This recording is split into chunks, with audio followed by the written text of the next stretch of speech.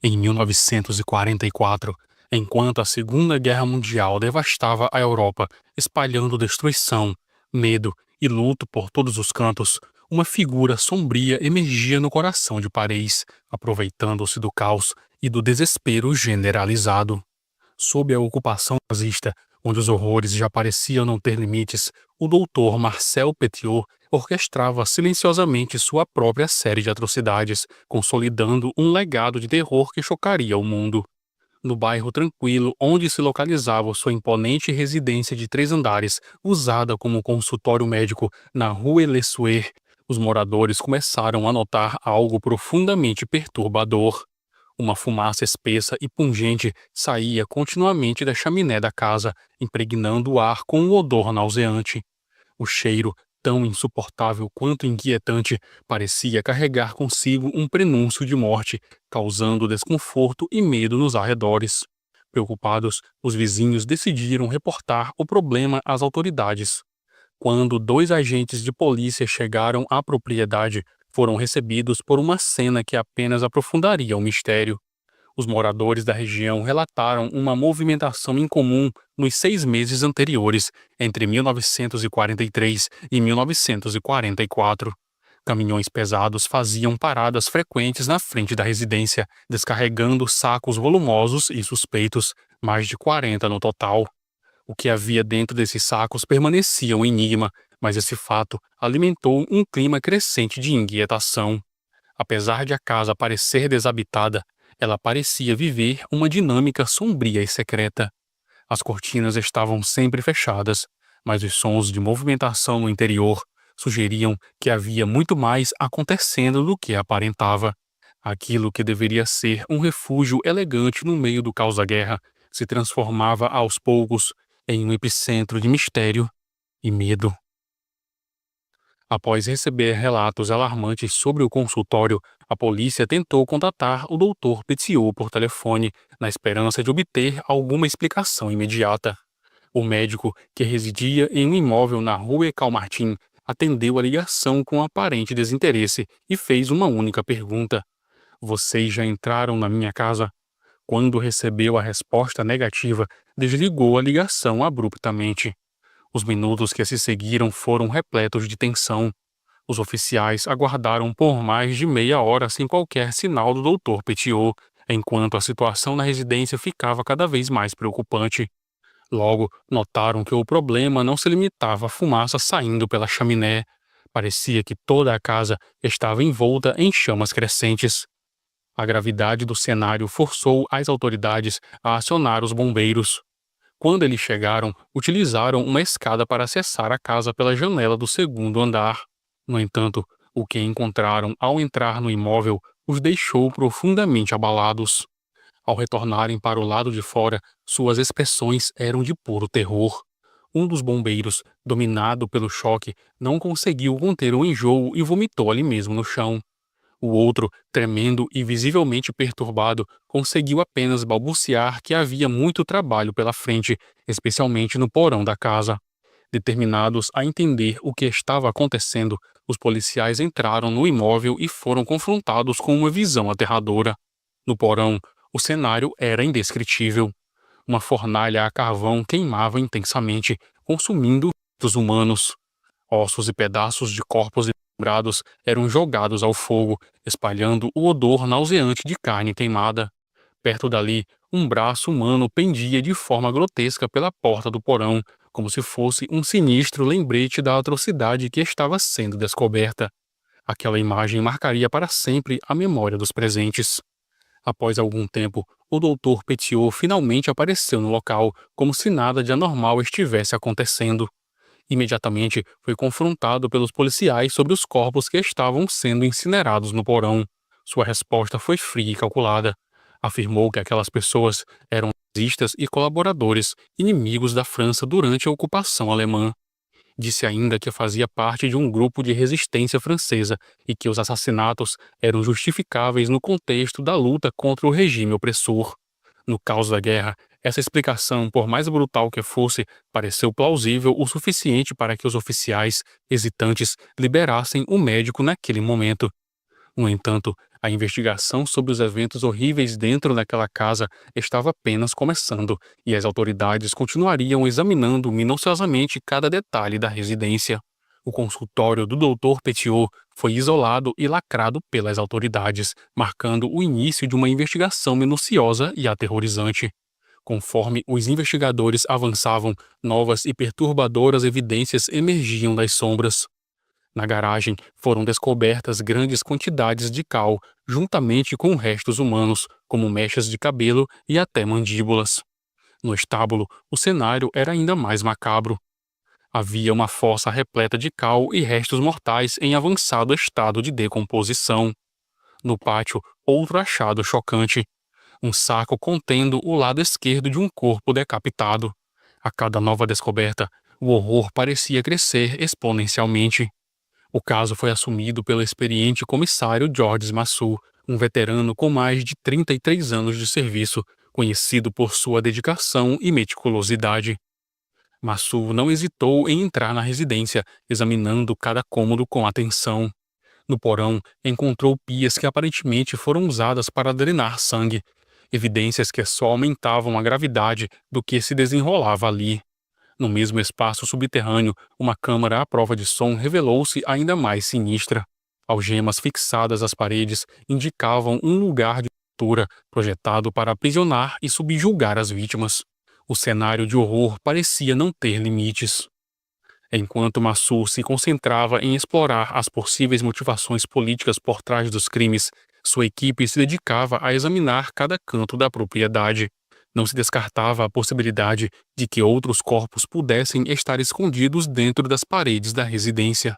Foi no meio dessa análise minuciosa que um telegrama urgente interrompeu Massou enquanto ele trabalhava no porão. A mensagem, enviada pela chefatura de polícia de Paris, trazia uma ordem clara e contundente: a imediata detenção do lunático e perigoso Marcel Petiot. Essa ordem gerou um misto de choque e confusão, sendo interpretada de maneiras diferentes. Para alguns, era uma confirmação do heroísmo de Petiot, que teria combatido bravamente os nazistas. Para outros, a gravidade das acusações lançava dúvidas sobre quem ele realmente era. Enquanto isso, policiais foram enviados ao apartamento de Petiot na rua Calmartin. No entanto, ao chegarem, encontraram o local completamente vazio. Paralelamente a isso, começaram a circular relatos sobre as torturas que Petiot teria sofrido nas mãos da Gestapo durante os anos de 1943 e 1944. Esses relatos reforçavam para alguns a imagem de Petiot como um herói da resistência, tornando ainda mais controverso o pedido por sua prisão. À medida que a controvérsia em torno de Marcel Petiot ganhava força, o chefe legista Albert Paul divulgava informações que chocaram a todos. A cena macabra revelada na residência de Petiot contava com 10 corpos descobertos, além de uma vasta quantidade de restos mortais. O legista documentou minuciosamente o achado: 15 quilos de ossos carbonizados, 11 quilos de fragmentos ósseos ainda intactos, 5 quilos de cabelo humano e 3 grandes latas de lixo cheias de pequenos pedaços de corpos. A vítima mais velha era um homem de aproximadamente 50 anos, enquanto a mais jovem, uma mulher de 25. Contudo, a causa exata das mortes permanecia um mistério. Não havia sinais de ferimentos causados por tiros, facas ou envenenamento por metais pesados. Enquanto isso, as investigações no apartamento de Petiot avançavam, revelando um lado ainda mais sombrio da vida do médico. Entre os itens encontrados estavam clorofórmio, estricinina, heroína e morfina, sugerindo práticas sinistras que extrapolavam qualquer justificativa, mesmo aquelas associadas ao suposto ódio de Petiot pelos nazistas. Foi nesse momento que a polícia percebeu que Petiot havia escapado completamente de seu alcance. Apesar das evidências, ele nunca chegou a ser formalmente interrogado na delegacia. Em 13 de março de 1944, teve início uma intensa caçada humana em Paris. As autoridades começaram interrogando os familiares de Petiot, incluindo sua esposa, seu filho e seu irmão. Maurice Petiot, irmão do suspeito, acabou confessando que havia fornecido cal ao médico, o que o colocou sob suspeita de conspiração e cumplicidade em assassinato. Alguns dias depois, em 17 de março, Maurice e Georgette, a esposa do médico, foram oficialmente presos sob a acusação de ajudarem os crimes. Enquanto isso, diretamente da Alemanha, o comissário Robert Judkins enviou documentos que jogaram mais luz sobre o caso. Esses registros detalhavam as verdadeiras motivações por trás dos assassinatos cometidos por Petiot, bem como os eventos que culminaram em sua prisão pela Gestapo em maio de 1943. Ele havia sido detido sob suspeita de estar envolvido no contrabando de judeus para fora da França ocupada, acrescentando mais camadas a esse caso tão perturbador. Os registros oficiais provenientes da Alemanha trouxeram à tona o relato de uma testemunha-chave que revelou detalhes perturbadores sobre o esquema criminoso conduzido por Marcel Petiot. Segundo o depoimento, o médico oferecia uma oportunidade aparentemente segura e atraente para aqueles que desejavam escapar das adversidades da época. Passagens para a América do Sul, acompanhadas de documentos falsificados. Esse serviço, no entanto, tinha um preço exorbitante de 25 mil francos. Apesar do custo elevado, muitas pessoas recorreram a ele, mas nenhuma delas jamais foi vista novamente. Entre os desaparecidos, destacava-se um homem chamado Joaquim Gostinovitz, que havia confiado cegamente no médico. Em janeiro de 1942, Gostinovitz supostamente partiu para a América do Sul carregando uma fortuna. Mais de 500 mil francos em dinheiro, 5 luxuosos casacos de pele e uma quantia impressionante de ouro, prata e diamantes, avaliada em cerca de 700 mil francos. O homem nunca mais foi visto novamente ou se teve notícias de seu paradeiro. A trama de Petiot não era executada de forma solitária. Em 1944, dois de seus cúmplices, Roland Porchon e René Gustave Nezondet, foram capturados pela polícia. Porchon revelou detalhes que chocaram as autoridades. Ele disse que 2 anos antes, em 1942, relatou à polícia ter visto o que descreveu como o reinado de Petiot, mencionando especificamente que o porão do consultório do médico abrigava mais de 15 corpos. Apesar da gravidade dessa informação, na época ela foi arquivada e só voltou à tona anos mais tarde, quando a investigação ganhou novas forças. Por outro lado, Nezondet admitiu ter ajudado Petiot a esconder cadáveres, mas afirmou que só tomou plena consciência dos crimes em 1943. Ele declarou que, ao examinar uma agenda pertencente ao médico, encontrou os nomes de 60 pessoas que possivelmente haviam sido vítimas do esquema macabro. Esse detalhe expandiu o alcance da investigação, que resultou na prisão de mais 6 pessoas ligadas ao caso. Entre os detidos estavam o casal Albert e Simonet, acusados de receber objetos das vítimas e de ajudar a descarregar malas suspeitas na casa de Petiot entre os anos de 1943 e 1944. Além disso, um barbeiro, cujo nome permanece desconhecido, foi preso sob a acusação de cumplicidade. Esses detalhes sugerem que Petiot tinha uma rede de colaboradores que contribuíam para manter seu plano criminoso em funcionamento. No entanto, o andamento das investigações foi abruptamente interrompido pela instabilidade política na França. A invasão das tropas aliadas em 6 de junho de 1944 levou o caos ao país, dificultando os esforços policiais. Foi nesse contexto tumultuado que a história de Marcel Petiot começou a se desenrolar com mais intensidade, revelando uma mente tão engenhosa quanto perversa por trás de sua máscara de respeitabilidade. Marcel André Henri Félix Petiot nasceu em 17 de janeiro de 1897, na cidade de Auxerre, na França. Desde os primeiros anos de sua vida, sinais inquietantes começaram a emergir, sugerindo um futuro turbulento. Relatos, ainda que nem sempre comprovados, descreveram-no como um menino solitário, frequentemente alheio às atividades escolares e com um comportamento perturbador em relação a animais, que supostamente torturava até a morte. Mesmo na infância, sua aparência física chamava a atenção. Aos 5 anos, tinha uma estatura e um semblante de uma criança de 10, algo que, combinado com sua inteligência excepcional, particularmente para a leitura, impressionava seus professores. Contudo, essa inteligência precoce não foi suficiente para esconder traços inquietantes de sua personalidade. Durante a adolescência, Petiot foi pego tirando fotos obscenas dentro da sala de aula, comportamento que chocou seus colegas e educadores. Um dos episódios mais perturbadores ocorreu quando ele tinha 11 anos. O garoto roubou o revólver de seu pai e levou a arma para a escola. Durante uma aula de história, disparou contra o teto, aterrorizando a classe e os professores. Não muito tempo depois, protagonizou outro ato anormal. Organizou uma espécie de número de circo em que lançava facas contra um colega, que para sua diversão servia como alvo. Entre os anos de 1907 e 1909, os pais de Petiot, preocupados com seu comportamento e saúde, procuraram ajuda médica. Ele foi levado a diversos especialistas devido a episódios recorrentes de convulsões, sonambulismo e enurese noturna, que só agravavam o mistério em torno de sua mente já conturbada. Em 1912, a morte de sua mãe marcou um ponto de virada significativo em sua vida. Logo após essa tragédia, seu pai decidiu se mudar para uma cidade localizada a cerca de 24 quilômetros de Alcherry, deixando Petiot e seu irmão Maurice aos cuidados de uma tia.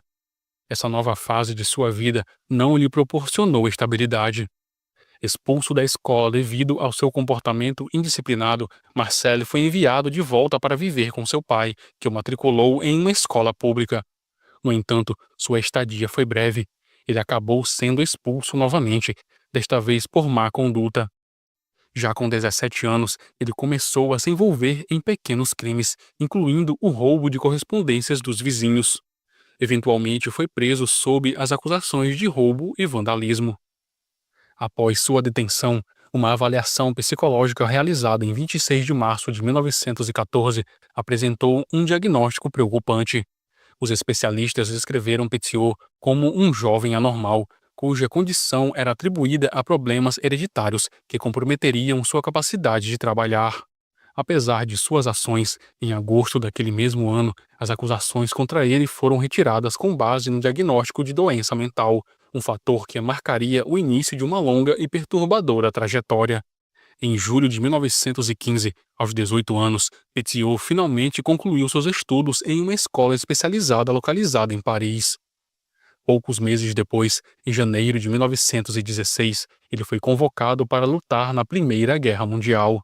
Enviado ao campo de batalha no distrito de Aisne, enfrentou os horrores da guerra de maneira direta e brutal. Durante os combates, foi atingido por estilhaços de granada, que lhe causaram ferimentos profundos e duradouros. No entanto, os danos não foram apenas físicos. O trauma da guerra deixou marcas invisíveis que logo se manifestaram em sinais alarmantes de instabilidade mental. Incapaz de esconder os crescentes problemas psicológicos, Petiot foi encaminhado a diversas clínicas e asilos para tratamento. Os diagnósticos que recebeu eram perturbadores: desequilíbrio mental, neurastenia, depressão, melancolia, além de obsessões e fobias que comprometiam severamente sua saúde mental. Reconhecendo sua incapacidade de permanecer em combate, o exército decidiu transferi-lo para um posto longe da linha de frente, designando-o à estação ferroviária de Dillon. Mesmo assim, Petiot não conseguiu escapar completamente dos efeitos devastadores da guerra. Em setembro de 1918, após um período de licença médica, foi chamado a retornar ao serviço militar. Contudo, seu comportamento errático e autodestrutivo, acompanhado por constantes queixas de dores de cabeça intensas, tornou-se um problema evidente. Em março de 1919, ele foi novamente hospitalizado para receber tratamento psiquiátrico. Desta vez, os médicos o diagnosticaram com sonambulismo, depressão severa e episódios de amnésia. Diante desse quadro crítico, Petiot foi oficialmente dispensado do serviço militar em julho de 1919, classificado como inválido. Em setembro de 1920, um exame psiquiátrico mais aprofundado sugeriu que ele fosse internado permanentemente em um manicômio, uma recomendação que poderia ter mudado drasticamente o rumo de sua história. Contudo, Petiot conseguiu evitar o confinamento de forma surpreendente. E menos de um ano depois, no dia 15 de dezembro de 1921, graduou-se em medicina pela renomada Faculdade de Medicina de Paris. Após obter seu diploma, Petiot decidiu se mudar para Villeneuve-sur-Yonne, uma pequena cidade localizada a cerca de 40 quilômetros de Auxerre. Lá, ele rapidamente construiu uma reputação como um médico carismático e atencioso. Seu jeito simpático e sua lábia conquistavam facilmente a confiança dos moradores locais, que passaram a frequentar seu consultório regularmente. No entanto, por trás de sua fachada de profissional dedicado, escondia-se uma personalidade manipuladora e sem escrúpulos. Petiot explorava as fraquezas de seus pacientes de maneira sistemática. Ele receitava narcóticos de forma indiscriminada, gerando dependência química em muitos deles, enquanto também se envolvia em fraudes governamentais. Alegando ainda sofrer de invalidez, recebia benefícios financeiros, mesmo atendendo pacientes em tempo integral. Seu comportamento controverso não passou despercebido. Um farmacêutico local, alarmado com os métodos perigosos de Petiot, tomou uma atitude após um de seus pacientes, uma criança, quase perder a vida devido a um de seus tratamentos irresponsáveis. Ao confrontar Petiot sobre a gravidade da situação, recebeu uma resposta fria e insensível. O médico afirmou com cinismo que a morte da criança seria um alívio para os pais e que tal evento não faria qualquer diferença no mundo. Essa resposta, marcada por uma completa falta de empatia, revelou a verdadeira face de Marcel Petiot. Sob o disfarce de médico atencioso, havia uma mente perversa e calculista, capaz de explorar e manipular as pessoas ao seu redor sem remorso. Em março de 1922, Petiot solicitou novos exames psiquiátricos para reavaliar sua condição de invalidez, com o objetivo de continuar recebendo a pensão fornecida pelo governo. Após um período de espera, esses exames foram realizados somente em julho de 1923. Durante a avaliação, os especialistas constataram que as marcas em sua língua, supostamente atribuídas a ataques epiléticos, na verdade eram auto-infligidas. A comissão médica concluiu que Petiot não apresentava sinais de preocupação com sua própria integridade física e, consequentemente, não era mais elegível para receber o benefício por invalidez. Avançando para 1926, Petiot iniciou um relacionamento com Louise Dell, a filha de uma de suas pacientes. Não muito tempo depois, um evento trágico abalou a família de Louise. A casa deles foi invadida, saqueada e posteriormente incendiada. Como se não bastasse, Louise desapareceu misteriosamente em maio daquele mesmo ano. Semanas mais tarde, pescadores locais encontraram os restos mortais de uma jovem. No entanto, devido ao estado do corpo, não foi possível realizar uma identificação precisa e as autoridades policiais não estabeleceram ligação entre o cadáver encontrado e o desaparecimento de Louise. Mesmo sem provas concretas, acredita-se que Louise tenha sido a primeira vítima de Petiot. Em julho de 1926, o médico decidiu dar um novo rumo à sua vida e anunciou sua candidatura à prefeitura de Villeneuve-sur-Yonne. Durante a campanha eleitoral, ele recorreu a táticas extremamente antiéticas e desonestas para garantir sua vitória. Petiot chegou a contratar pessoas para interromper os discursos de seus concorrentes, criar tumultos e até mesmo causar acidentes como incêndios e cortes de energia elétrica na cidade. Seus adversários políticos frequentemente o acusavam de ter fingido insanidade para evitar o serviço militar, mas essas acusações não foram suficientes para impedir sua ascensão política. Apesar das suspeitas de fraude eleitoral e dos rumores em torno de sua conduta, Petiot foi eleito prefeito. Sua administração, no entanto, ficou marcada por uma forte polarização. Enquanto uma parcela da população o considerava um gestor eficiente e inovador, outra parte via nele um indivíduo corrupto e manipulador. A polícia local, atenta aos acontecimentos, começou a suspeitar do envolvimento de Petiot em uma série de crimes.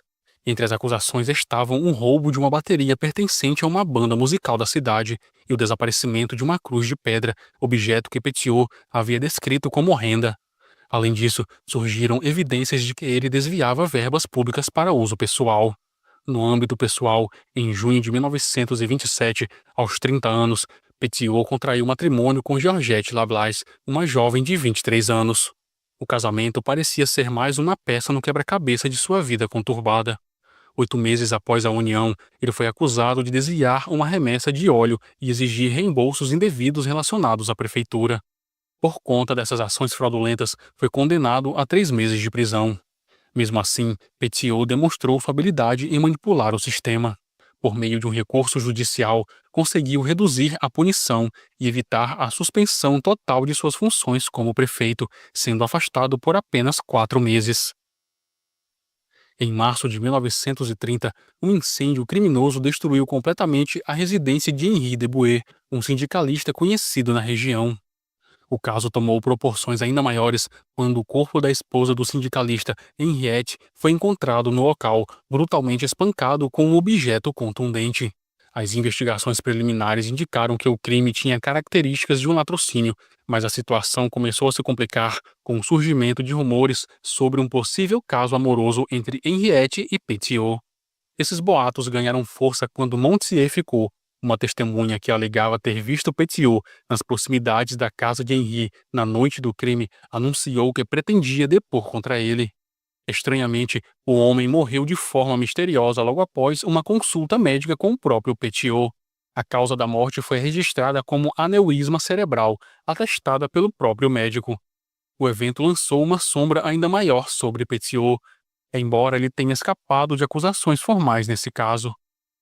Nos meses seguintes, novas denúncias começaram a surgir contra Petiot, abrangendo desde roubos até práticas irregulares na prefeitura. Uma investigação revelou que ele havia desviado quase 3.000 francos de um fundo destinado à assistência para estrangeiros em situação de vulnerabilidade. Essa descoberta adicionou mais tensão à sua posição política. Em agosto de 1931, pressionado pelos escândalos, Petiot renunciou ao cargo de prefeito, deixando a administração municipal em completo caos. Os registros estavam desorganizados e ordens de compras fraudulentas pipocavam nos arquivos. Mesmo após sua renúncia, Petiot tentou manter sua influência política e, surpreendentemente, candidatou-se a uma vaga no Conselho Geral, sendo eleito em outubro de 1931. No entanto, em agosto de 1932, ele foi acusado de roubo de eletricidade, o que resultou em uma condenação de 15 dias de prisão e uma multa de 300 francos. Demonstrando sua habilidade em contornar problemas legais, ele conseguiu reduzir a multa para 100 francos em apelação, mas a condenação custou-lhe seu cargo político. Sem perspectivas claras em sua carreira política, Petiot e sua esposa mudaram-se para Paris em janeiro de 1933. Na capital francesa, ele abriu um consultório na rua École Martin, onde passou a atender pacientes exibindo diplomas que mais tarde descobriu-se serem falsificados. Sua fama como um médico milagroso começou a atrair muitos pacientes, principalmente aqueles desesperados por soluções rápidas para seus problemas de saúde. No entanto, as suspeitas em torno de Petiot continuaram a crescer. Em 1934, surgiram rumores de que ele exercia a medicina de forma ilegal. O caso mais alarmante ocorreu naquele mesmo ano, quando Raymond Ries, uma mulher de 30 anos, desapareceu logo após uma consulta com Petiot para tratar de um abscesso bucal. O desaparecimento chamou a atenção devido à influência da família de Raymond, que exigiu uma autópsia quando seu corpo foi encontrado.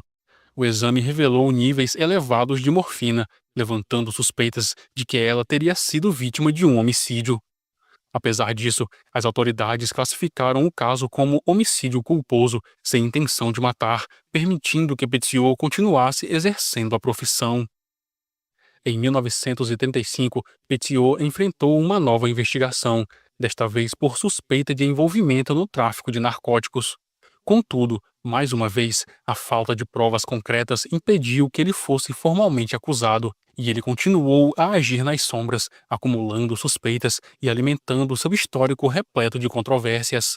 Em 1936, Petiot foi acusado de roubar um livro e agredir um policial. 2 dias depois, entregou-se à polícia. Seu histórico militar revelou uma instabilidade mental significativa, o que resultou na retirada da acusação de agressão e na absolvição do roubo. Georgette, sua esposa, teve um papel fundamental ao convencê-lo a se internar em um sanatório, buscando tratamento para seu estado psicológico. Durante sua internação, o Dr. Hogges, responsável pelo acompanhamento de Petiot, testemunhou seus surtos, onde o homem gritava desesperado e implorava por liberdade. No entanto, Petiot justificou as crises como sendo apenas fruto de estresse, alegando que sua sanidade havia retornado. Ele recebeu alta em dezembro de 1936, mas a decisão de liberá-lo gerou controvérsias. Novos exames psiquiátricos realizados após sua alta não encontraram motivos suficientes para manter sua internação, e Petiot foi liberado definitivamente em fevereiro de 1937. No ano seguinte, 1938, Petiot se viu novamente no centro de uma acusação, desta vez de fraude fiscal. Ele havia declarado uma renda de 133 mil francos, quando, na realidade, seus ganhos reais eram de mais de 500 mil francos. A consequência foi uma multa de 35 mil francos que ele teve que pagar. O cenário político da época, entretanto, estava prestes a mudar drasticamente. Em setembro de 1939, a invasão da Polônia pela Alemanha deu início à Segunda Guerra Mundial. Em junho de 1940, Paris caiu sob o domínio nazista, um evento que alterou profundamente a vida dos franceses. Contudo, ao contrário da maioria dos cidadãos, Petiot enxergou na guerra uma oportunidade para colocar em prática um plano sombrio e engenhoso. Enquanto os franceses estavam envolvidos no conflito, Petiot encontrou uma forma de lucrar com a situação. Ele começou a fornecer atestados médicos falsificados para aqueles que eram convocados para o trabalho forçado na Alemanha, permitindo que escapassem de suas obrigações. Ao mesmo tempo, Petiot começou a coletar informações sobre os movimentos dos nazistas, passando a atuar como informante para a resistência francesa. Contudo, suas invenções não pararam por aí. Criou histórias fantasiosas sobre sua atuação durante a guerra, chegando a alegar ter desenvolvido armas secretas que, segundo ele, teriam sido responsáveis pela morte de inúmeros nazistas. No entanto, não havia qualquer evidência concreta para sustentar suas afirmações. Com o tempo, seu esquema criminoso ganhou proporções ainda maiores. Petiot começou a oferecer uma fuga para judeus e outros perseguidos pelo regime alemão. Por uma quantia de 25 mil francos, ele prometia a essas pessoas a chance de escapar para a América do Sul. Em 1941, ele adquiriu uma casa na Rue Le Sueur, que possuía uma passagem secreta para o metrô, um detalhe que facilitava a ocultação de suas atividades ilegais e criminosas. No porão da residência, ele construiu uma câmara secreta, uma verdadeira armadilha mortal. A câmara era acessível apenas por uma pequena porta externa e continha apenas uma cadeira e uma minúscula janela, através da qual Petiot observava suas vítimas. O esquema era diabólico. Os judeus, desesperados por escapar da França ocupada, entregavam suas economias e pertences a Petiot, que lhes aplicava uma vacina contra doenças tropicais, supostamente necessária para a viagem à Argentina. Na verdade, essa injeção continha cianeto. Após receberem a injeção, as vítimas eram conduzidas à câmara secreta, onde agonizavam sob o olhar frio e calculista de Petiot. Uma vez mortas, seus corpos eram esquartejados, dissolvidos em ácido ou incinerados. Petiot se apossava de todos os bens de suas vítimas, sem deixar rastros. O hotel, que deveria ser um refúgio, transformou-se em um matadouro. Por anos, Petiot cometeu seus crimes hediondos, acumulando vítimas e riquezas. Em setembro de 1942, Joseph Herral e Adrienne Sasser, procurados pela polícia francesa e alemã por roubo, buscaram auxílio com Petiot, que se fazia passar pelo pseudônimo de Eugene. Joseph desapareceu após pagar a quantia exigida por Petiot. No mês seguinte, em março de 1943, Adrienne e sua namorada Gisèle Rosny desapareceram sem deixar vestígios. Um outro casal, François Albertini e Annette Bassett, também sumiu após recorrerem aos serviços de Petiot. O médico, por sua vez, se vangloriava de ter matado os 3 cafetões e suas parceiras, os chamando de escória e colaboradores dos nazistas. Em abril de 1943, a Gestapo obteve informações sobre uma organização que contrabandeava pessoas para a Espanha, utilizando passaportes falsificados de origem argentina. Contudo, a realidade era ainda mais sombria do que se imaginava. Ninguém que caísse nas mãos de Petiot jamais saía vivo da França. Em maio do mesmo ano, o agente espanhol Robert Judkins forçou o judeu Ivan Drewitz a investigar os rumores sobre essa rede de fuga. Pouco tempo depois, Ivan desapareceu, tornando-se mais uma vítima na crescente lista de desaparecidos de Petiot. Outras vítimas foram identificadas posteriormente. Nelly Denise, uma mulher grávida que procurou Petiot para realizar um aborto em julho de 1941, e Paul Brauberger, um idoso que também desapareceu em junho de 1942. Em agosto de 1942, 3 judeus alemães desapareceram após uma consulta com Petiot. Seus corpos desmembrados foram encontrados posteriormente no rio Sena, em Paris. Entre 1942 e 1943, diversos membros humanos foram encontrados nas águas do rio, incluindo 9 cabeças e 4 pernas. Apesar dos nazistas ignorarem esses achados macabros, a polícia francesa passou a temer que um assassino em série estivesse à solta na cidade, que já enfrentava os horrores da guerra. E de maneira irônica, o responsável por esses atos horríveis era o mesmo indivíduo que se apresentava como um herói da resistência.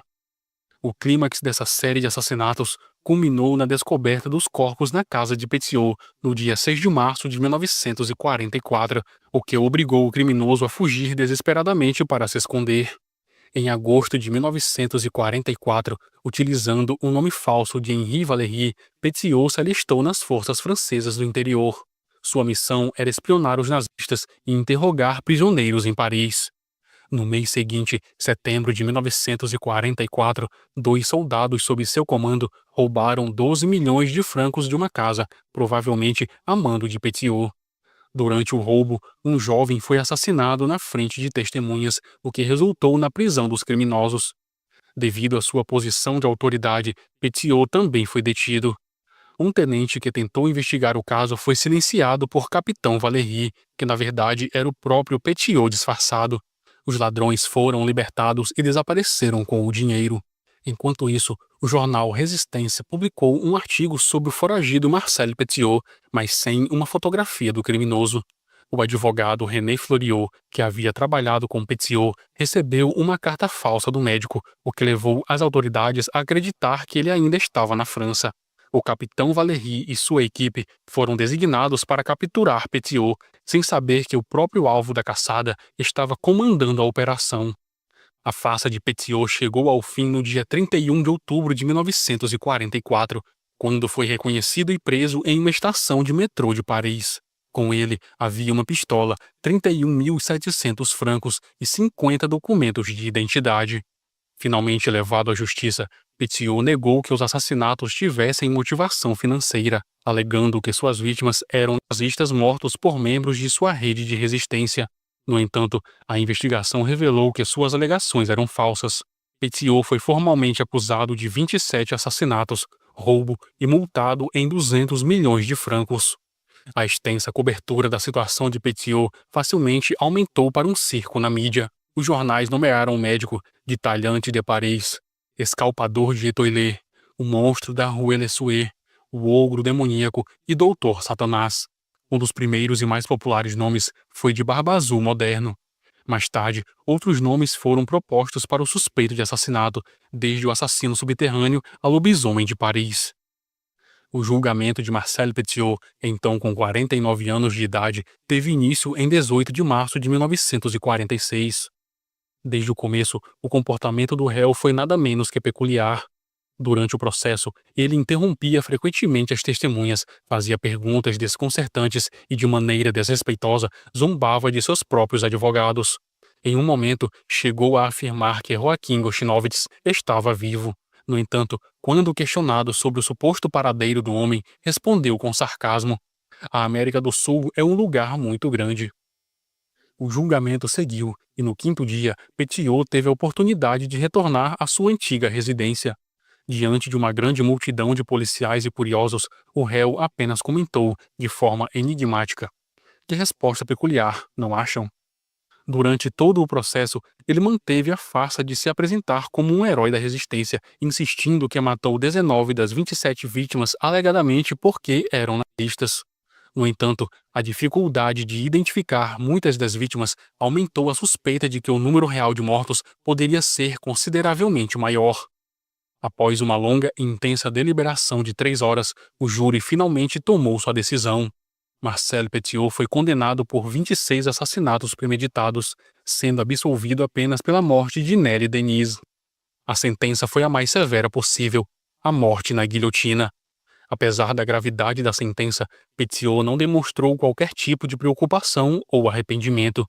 Durante a inspeção de seu uniforme, os guardas encontraram sedativos, o que parecia indicar que o réu estava, ao menos de alguma forma, tentando lidar com o impacto do julgamento. Com um sorriso cínico no rosto, ele perguntou aos presentes: "Quando vão me matar?" No amanhecer de 25 de maio de 1946, a guilhotina foi erguida no pátio da prisão, aguardando a execução do homem que aterrorizou a cidade de Paris. Seu único pedido antes de ser executado foi um cigarro. E como última declaração, Petiot disse: "Não sou um homem religioso e tenho a consciência tranquila."